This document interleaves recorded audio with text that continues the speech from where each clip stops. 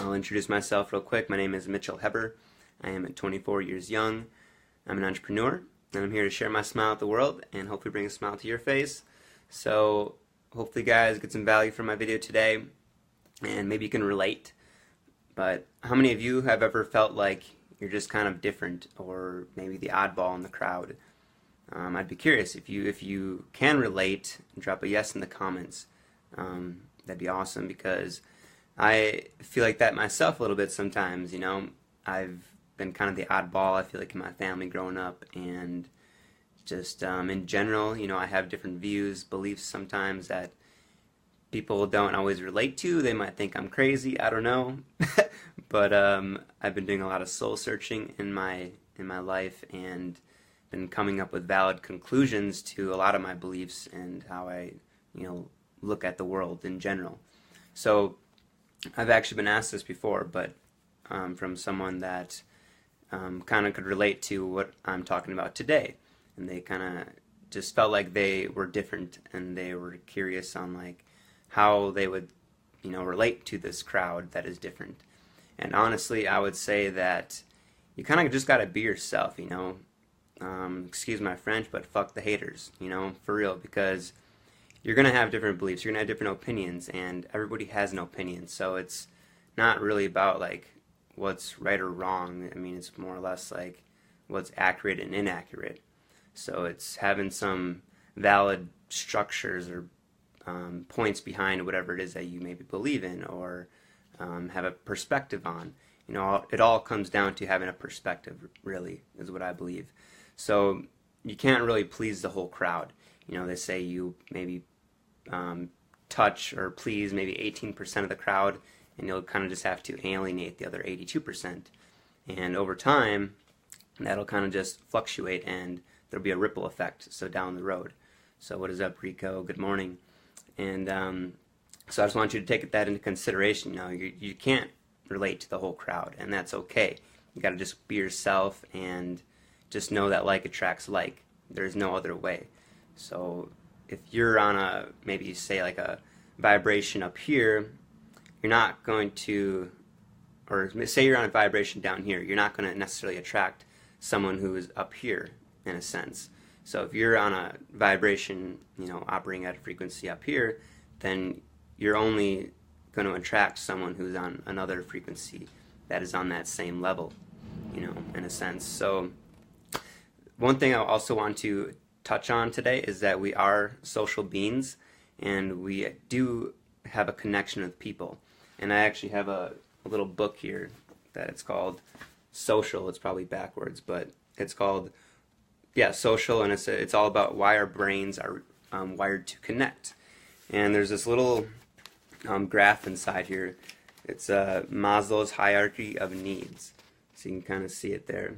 And I like to write in my books and like draw lines and stuff like that. But basically, this hierarchy of needs talks about at the bottom, you want to build your foundation, kind of starting off with the essential needs that we have in life. We got our psychological needs, and then safety, social, esteem, and then self-accusation. And your psychological needs are your food, water, and sleep. And like I said, that's at the bottom level of the pyramid. So what this book says, this is by Matthew Lieberman. I believe he's got a PhD, and a very smart, successful guy. He talks a lot about the brain in here as well. It's pretty cool. And then self-accusation is basically the top of the pyramid, where you've reached your full potential. That's the cherry on top. So I'm going to kind of read this out of here, but he talks about why it might be wrong, because psychological needs, as important as they are, as infants, from the day we're born, what does it say here? We really need the support for a caregiver in life, because even the first thing, we're born, they put the baby on the mother's stomach or chest, so that's like the first connection that we have as beings. So he's saying that basically social should be at the bottom of the pyramid. Without social support, in fact, we will never survive to become adults who can provide for us. Being socially connected is a need with a capital N, meaning we cannot live without it. So I wanted to express this because I kind of can relate to this. I think it's very accurate. And like I said, it's not necessarily, right or wrong, but what's accurate and inaccurate. So it's pretty neat how he describes and mentions this in this book here, but if you're not familiar with the Maslow's hierarchy of needs, check it out, or even if you want to learn more about the brain and how it's wired to connect, social, great book here. So just kind of wanted to enlighten or express that a little bit, and that's just kind of this whole concept of connection as human beings and why we have a sense of connection by nature, because this is nature. These are our instincts from the day we're born. And another thing to kind of understand is, as human beings, like, we basically made up language. It's not natural for us to speak, but it was something we developed over time. So again, have you ever felt different in the crowd, like you just didn't fit or belong? And if you can relate to that, you're not the only one, because like I said, we all kind of have our own beliefs or outlooks on life, and nobody can say that that's right or wrong. And unfortunately today we're kind of just brought up in this society where everything's just pinned on us. This is what you believe, this is what to believe, or what to think versus how to think. And just want you to know that it's okay to be yourself, express yourself, and just be you, because like I said, like attracts like. So that's just very important to understand.